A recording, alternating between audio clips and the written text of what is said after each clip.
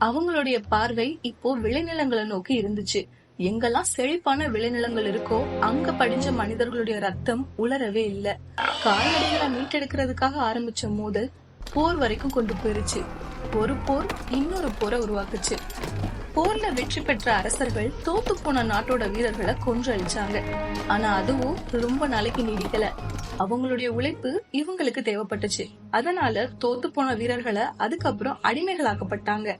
வீழ்ந்தவனோட நிலத்தை வெற்றி கொண்டவன் தன்னோட வாள் கொண்டு உழுது பயிரிட ஆரம்பிச்சான். அப்படி பயிர் செஞ்சவன பிறர் மண் உண்டும் செம்மலேன்னு மக்களும் போற்றுனாங்க.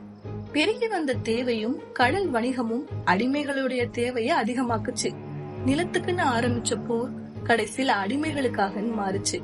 எண்ண முடியாத விளைவுகளை உண்டாக்குற போர்னு சொல்லப்படுற அந்த நிரந்தரமான கொதிநீர் கொப்பரைக்குள்ள எண்ணிலடங்காத இனக்குழுக்கள் விழுந்தாங்க.